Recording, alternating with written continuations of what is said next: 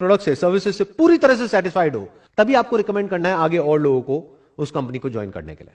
अगर ऐसा एक्चुअल में हो रहा है तो वो कंपनी जेन्युइन है, लेकिन अगर ऐसा नहीं हो रहा है तो वो एक स्कैम है। और ये सब तो वो है जो रूल्स में क्लियरली लिखा हुआ है कि ये करना गलत है। इसके अलावा ऐसी बहुत सारी चीजें हैं जो बहुत सारी एमएलएम कंपनीज में होती है, जो हो सकता है लीगली सही है लेकिन एथिकली बिल्कुल गलत है। मतलब कि अगर कोई भी डायरेक्ट सेलिंग कंपनी है जिसका कि एक डायरेक्ट सेलर्स का नेटवर्क है, तो स्ट्रक्चर में सारे लोगों को सिर्फ तब बेनिफिट हो सकता है जब जो प्रोडक्ट है वो सर्विस है उसकी अपने आप में इतनी वर्थ है कि अगर एक इंसान वहां से 1 रुपए भी ना कमाए तब भी उसको किसी तरह का कोई रिग्रेट ना हो कि मैंने इस कंपनी को ज्वाइन किया।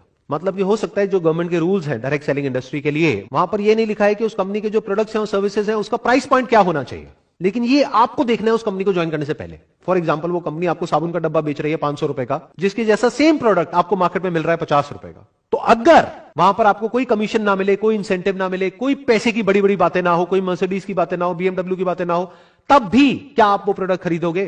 अगर तो जवाब है हां, तो वो कंपनी बहुत बढ़िया है। लेकिन अगर जवाब है ना, तो ये बिजनेस फंडामेंटली फ्लॉड है।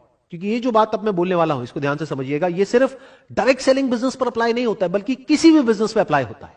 अगर उस बिजनेस में रिपीट बिजनेस नहीं आ रहा है, वर्ड ऑफ माउथ स्ट्रांग नहीं है, तो बिजनेस आज नहीं तो कल फेल होना ही होना है। Word of mouth, not of the money that a person can earn from that particular company, but word of mouth of the products and services offered by that particular company. Word of mouth इस चीज का नहीं कि उस company से लोग कितना पैसा कमा रहे हैं, बल्कि इस चीज का कि उसके प्रोडक्ट्स और सर्विसेज कितने अच्छे हैं। अगर एक्चुअल में उस कंपनी के प्रोडक्ट्स और सर्विसेज अच्छे हैं, कॉम्पिटिटिवली प्राइस्ड हैं, और अगर आप खुद अपने घर में उन प्रोडक्ट्स को बार बार यूज कर सकते हो, तो ये बिजनेस लॉन्ग टर्म में सक्सेसफुल हो सकता है। लेकिन अगर उस कंपनी के जो प्रोडक्ट्स हैं और सर्विसेज हैं उसमें दम नहीं है, तो बिजनेस ने आज नहीं तो कल फेल होना ही होना है। और यही सबसे बड़ा फर्क है एक जेन्युइन कंपनी में और स्कैम में।